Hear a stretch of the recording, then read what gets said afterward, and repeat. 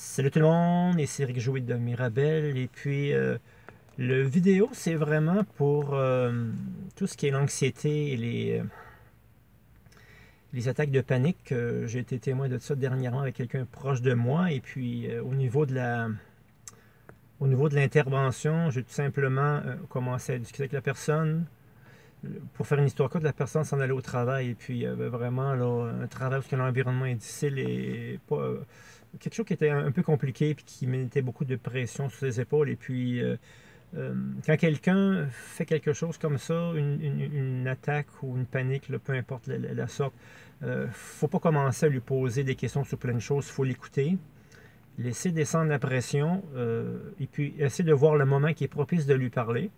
Donc, je suis massothérapeute, je fais du Qigong. Donc, mon boulot, ça, je connais un peu les symptômes. Je ne suis pas un spécialiste, mais quand même, je fais du bien avec les gens avec qui je suis. Et mes clients, les amis, tout ça. Pour ceux qui veulent, bien entendu, là aussi, faut être prudent. Il faut savoir quel bon moment pour approcher la personne. Est-ce que cette personne veut vraiment avoir besoin de notre aide ou ça? Il y a des gens qui sont tout simplement pas réceptifs. Donc ça, il faut savoir reconnaître ces signes-là, et puis les respecter.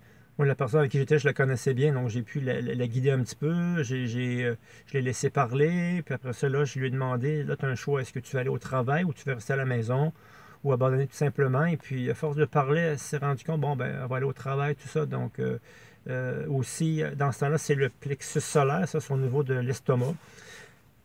Quand quelqu'un a une contrariété, c'est le plexus solaire au niveau du ventre. Là, à ce moment-là, il faut vraiment mettre les mains sur le ventre pour calmer. C'est le Dantian en Qigong ou le Synap. Quand on est capable de mettre nos mains là, si la personne le veut bien aussi, ou la personne peut le faire elle-même au lieu que ce soit toi.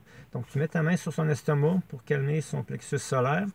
Et aussi, ce qui se passe au niveau de la tête, c'est comme le voile noir. On voit dans les pilotes de chasse, quand il y a trop de G, il y a moins d'oxygène au cerveau, puis il y a le voile noir, donc ils sont pas réceptifs à ce moment-là. Pendant quelques secondes, ils ne voient plus rien. Donc là, c'est un petit peu ça.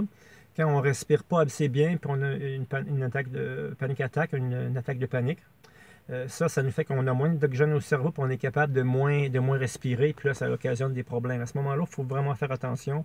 Et puis aussi, il y a un point d'acupression aussi que je pèse au niveau du genou, les deux genoux. À l'interne, ça, pas à l'externe, mais à l'interne, à l'intérieur du genou. Ça, c'est une partie qui est importante à toucher parce que ça ralentit. Donc, moins d'oxygène au cerveau, ce qui fait qu'on est moins à l'aise, on a le voile noir, on ne se sent pas à l'aise, puis on panique, puis on ne sait plus à quel sein se vouer.